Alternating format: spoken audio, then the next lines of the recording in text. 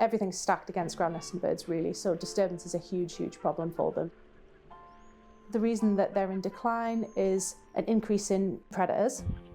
So at this site specifically, in the 90s, we had a huge increase in foxes and badgers. Things like the little tern, for example, they unfortunately can't tell the difference between a real threat, say a bird of prey like a sparrowhawk, and someone's pet dog that actually might just be curious.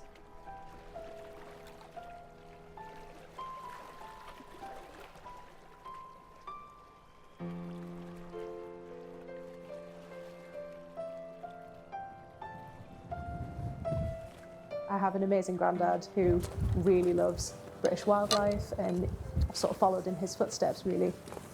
My name is Becca and I'm the assistant warden working here at South Walney Nature Reserve.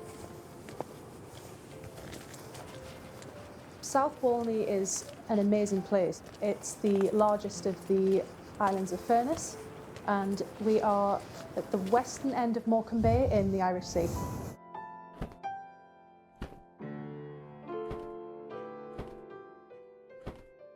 We have such a big combination of different habitats here. We have the sand dunes, the salt marsh, the shingle, and areas of vegetated shingle are actually quite rare in the UK. So that brings in a lot of wildlife that you might not see in other places. Because of that combination of things, we get a lot of different birds, a lot of different mammals and insects.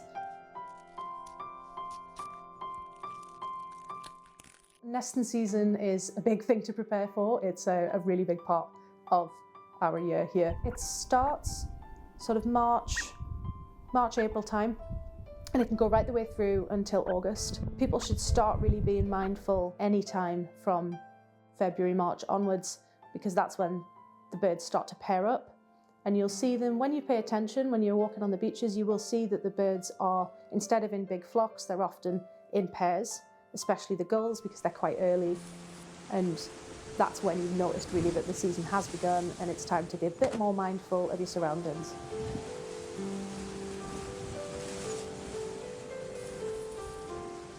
The wildlife that we have here, especially the beach nesting birds, are under threat as their numbers are in decline. So certain species like our great blackback gulls and herring gulls that you might think are actually doing really well because you see them in the town centre, they're actually in decline. They're not doing as well as you'd think.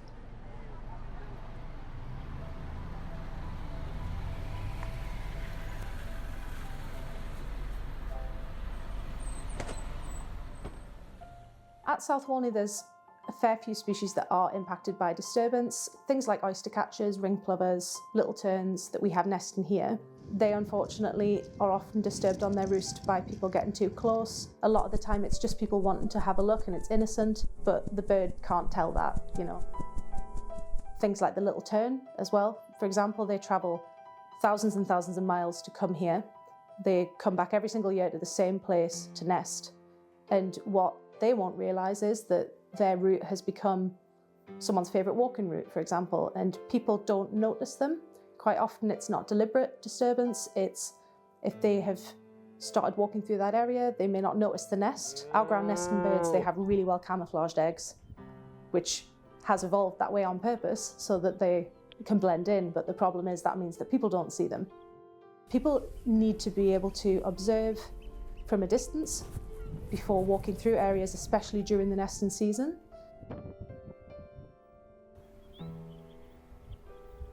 There's a lot that goes into the preparation for the season.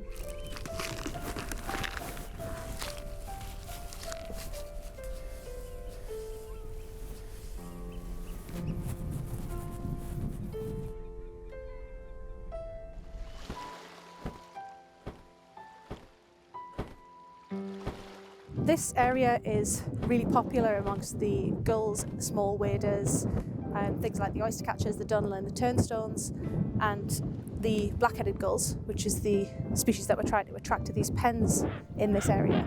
Because of the proximity to the coast, so just over behind you there is the beach that way, and they'll feed amongst the strand lines. They'll pick out little bits in there. Gulls will pretty much eat whatever they can. Same goes for the small gulls as it would the herring gulls that you'd find in the town centre. So they will pick amongst the strand line and look for food. They'll also skim off the top of the water and take insects in flight. Another hugely important thing about this area is that it's no public access. Because of that, even though some people do walk here sometimes, for the most part you don't get people down here other than me, so it's a very well protected and quiet area, so they feel very settled and safe in this area.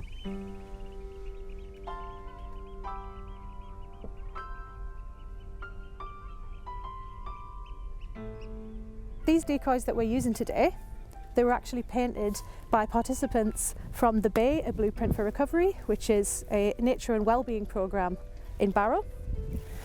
And we work with them, and it's really exciting that they have gotten involved with this. This programme aims to connect people to nature, which is a really amazing thing to do.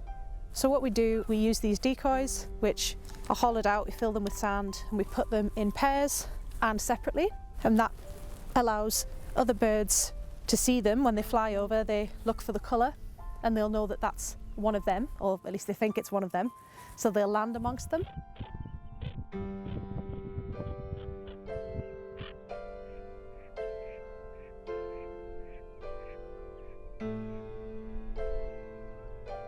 It might look unsightly, but black-headed gulls actually really like to nest within tyres. Black-headed gulls are a colony bird. They like to nest within a nice big group. So the other thing that I'll be doing is creating a sound lure that'll play dawn till dusk every day with their call on it to attract them to it.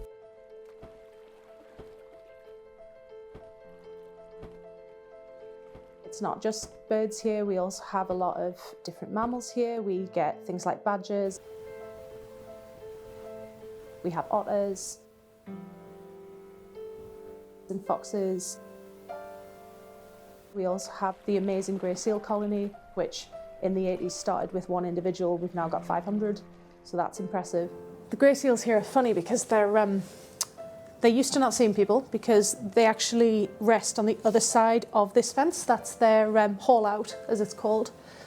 So they're not used to people approaching them, but they're very, very curious. So if they hear people, they're instantly up. You know, they want to know what's going on.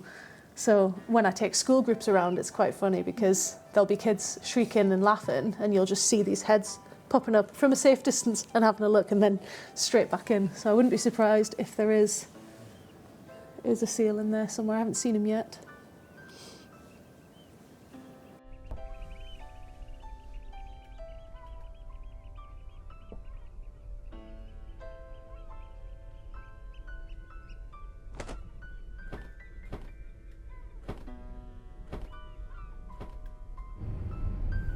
There's a lot of disturbance to the seals.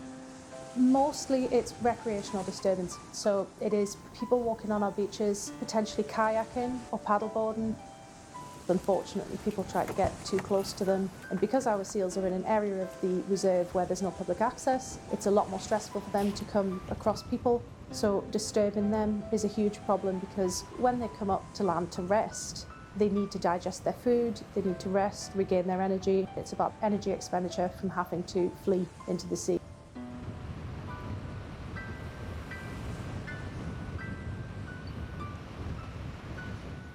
You can see at the moment that they are happily laying out in this area. We call this a seal haul out. So they always rest on this area or slightly further round. They do this to digest their food.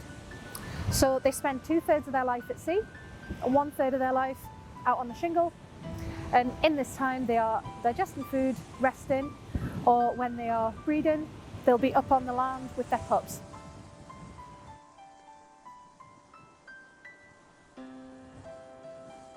What you're about to see is a boat going past the seals, and this is a boat that regularly goes past, so several times a day. And because it goes past at the same speed all the time and from a distance, it never really disturbs them. You'll see it as it comes past the end of the point there. None of them will really react to it because of how regular it is and because of the distance that it stays away from them. The problem that we have is when we have people who are kayaking, paddleboarding, in particular jet skis or other sort of ribs, small boats. The seals are actually very disturbed by this because it's not a regular thing, as people aren't supposed to come in close to them. and they react in a really negative way to this, especially when people are actively trying to get closer to them. It causes them to panic.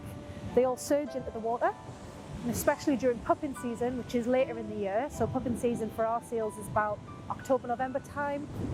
When they've got pups, this is a huge problem because they can trample on the pups to get away, and the pups can also end up in the water as well.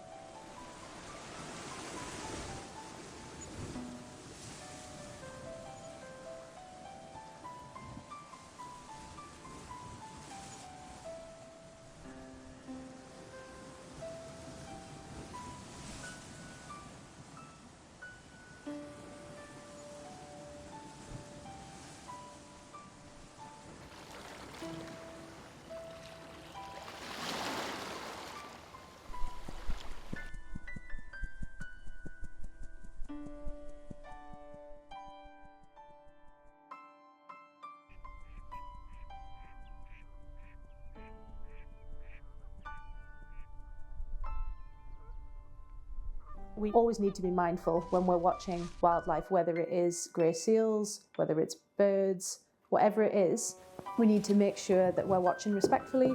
So the use of hides and screens is a good way of watching things without causing disturbance. It's often good to have binoculars, cameras, scopes, things to observe from so that you are at that distance. It's about observing respectfully from a distance and just being quiet.